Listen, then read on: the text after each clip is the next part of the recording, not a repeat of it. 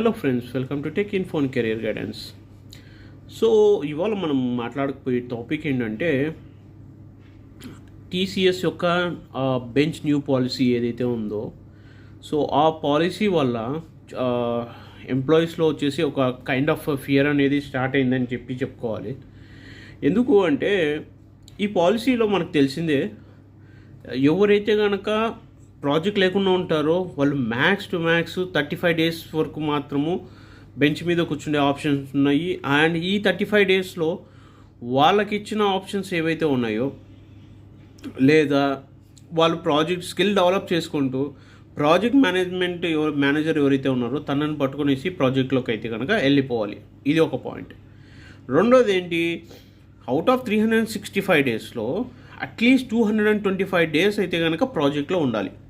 Second point, ఈ 225 డేస్లో ఒకవేళ ప్రాజెక్ట్లో లేకపోతే ఏంటి పరిస్థితి, అంటే ప్రాజెక్ట్ దొరకలేదు అనుకుంటే ఏంటి పరిస్థితి?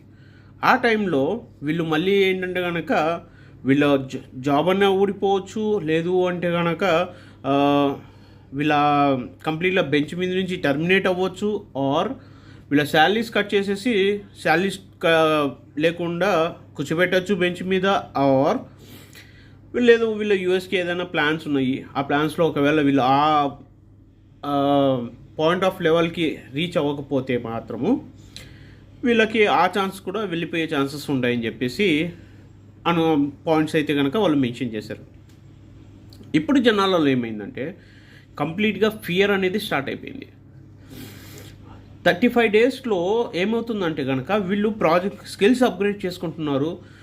ఫ్రెండ్స్, ఇక్కడ ఒకటి ఏంటంటే చాలామందికి తెలుసుకోవాల్సింది, మీరు ఏ ఎంఎన్సీస్ తీసుకున్నా కూడా ప్రతి ప్రాజెక్ట్ మీరు కంప్లీట్ అయిపోయిన తర్వాత మళ్ళీ మీరు ఇంటర్వ్యూస్ ఇవ్వాల్సి ఉంటుంది. ఆ ఇంటర్వ్యూలో సెలెక్ట్ అయితేనే మీకు ప్రాజెక్ట్లో కూర్చోపెడతారు, లేదంటే మళ్ళీ తీసుకొని వచ్చి బెంచ్ మీద కూర్చోపెట్టేస్తారు. ఇది గుర్తుపెట్టుకోండి. అది ఎవరైనా సరే, మీరు ఫస్ట్ క్లయింట్కి ఇంటర్వ్యూకి మీరు సెలెక్ట్ అవ్వాలి, మీ స్కిల్ అప్గ్రేడ్ చేసుకోవాలి.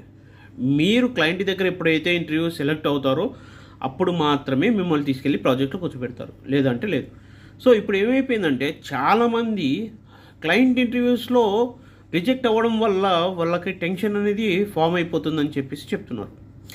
సో ఇదే సిచ్యువేషన్ రిపీటెడ్ అయితే కనుక లేకపోతే వాళ్ళ జాబ్ కూడా ఊడిపోవచ్చు అనే థాట్ల మీద జనాల మైండ్ సెట్ అనేది తిరుగుతుందన్నమాట. సో ఇవన్నీ కన్సిడరబుల్ చేసుకుంటే ఇప్పుడు వాళ్ళ ఛాన్స్ ఏంటంటే కనుక ఏ ఎంఎన్సీస్లో కూడా మీకు ఏంటంటే కనుక there is no secured job అనేది అర్థమైపోయింది. మీరు స్కిల్ డెవలప్ చేసుకొనేసి మీరు ప్రాజెక్టులు ఇంప్లిమెంట్ చేసుకోగలిగితే అప్పుడు మాత్రమే మీకు ఛాన్సెస్ అయితే ఉన్నాయి. అది ఫ్రెషర్ కావచ్చు, ఎక్స్పీరియన్స్